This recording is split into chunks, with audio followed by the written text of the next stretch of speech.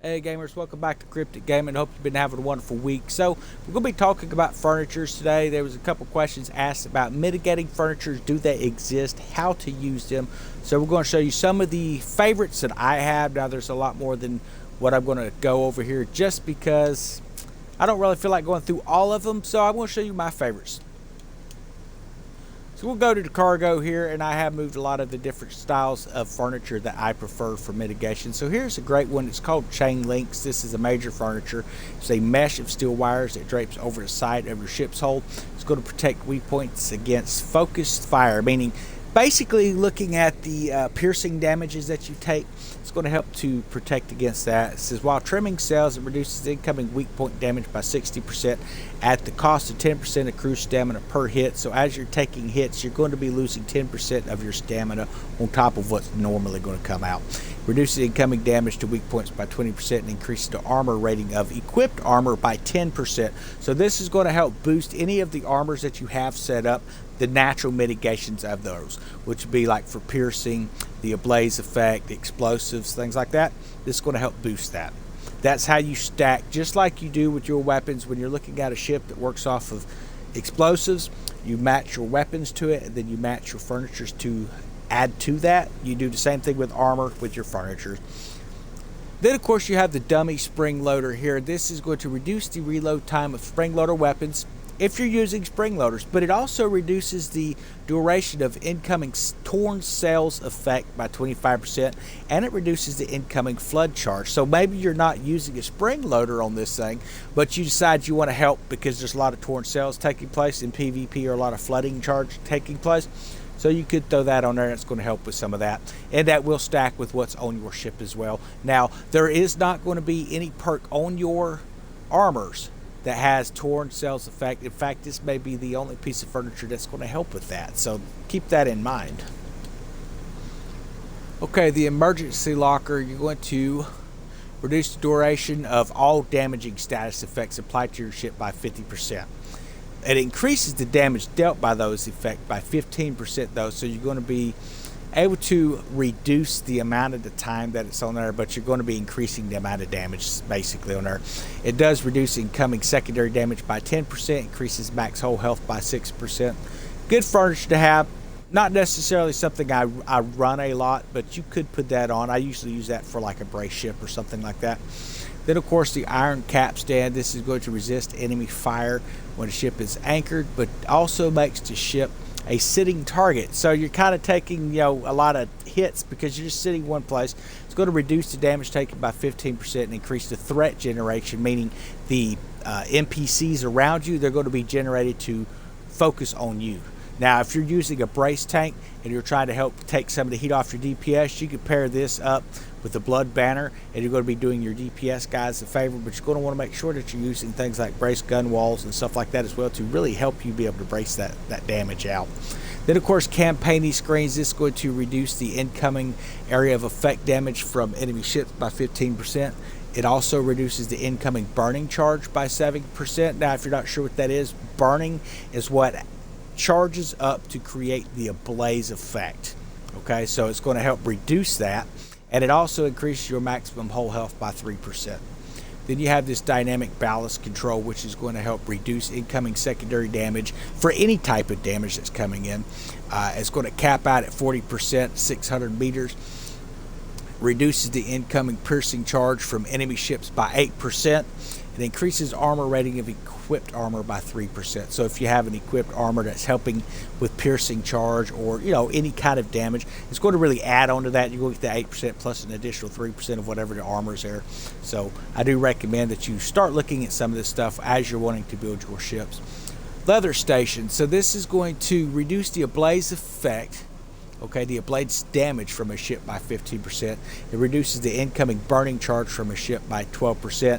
As they're shooting you with fire weapons, they're building up burning charge. And once it reaches a max, it triggers the ablaze effect. Same thing with explosives, guys. So you're going to be using furnitures like this to help reduce the amount of charge that they can put on there.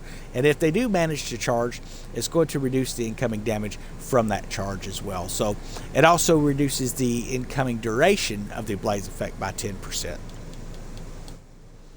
Then, of course, the braced gun walls that I mentioned, which is going to reduce incoming secondary damage by 50%, while anchored, increase deceleration by 75% while dropping anchor. Now, some of these furnitures, such as the leather station that you've seen in here and things like that, that are mostly specialized toward one type of damage, like this in here, an 8% reduction.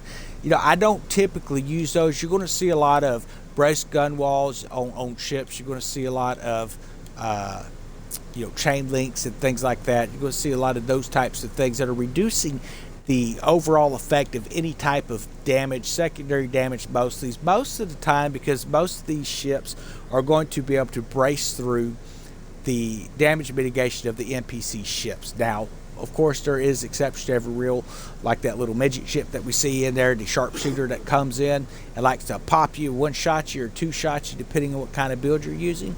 He can be kind of a pain, but even with this build here, you're still looking at a 2 or 3 shot situation dealing with that ship. So there's just really not a great way to build a ship that's going to help with that piercing damage as of yet, but there are a few options. So I do recommend that you go through, check these furnitures out. If you look at most of the builds that I have out, such as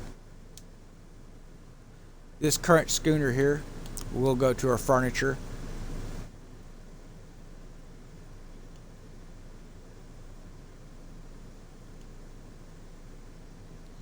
Double check here.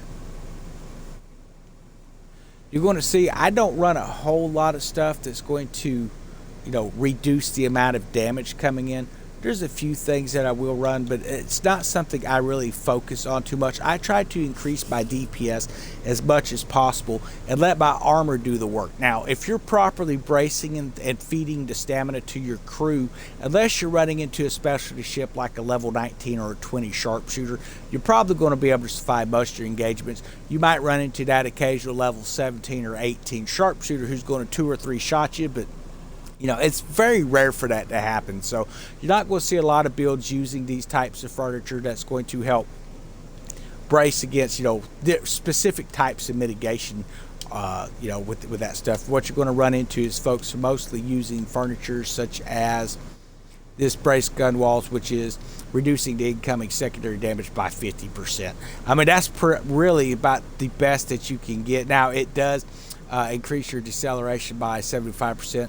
While dropping anchor on there, so that's a great one on there. You can actually put that on there with the iron capstan, and it works pretty good, but you do end up generating a lot of threat toward the enemy ship. So if you're anchored in here and you're in a glass cannon, guess who they're shooting at? They're shooting at you because you're the biggest threat in the water.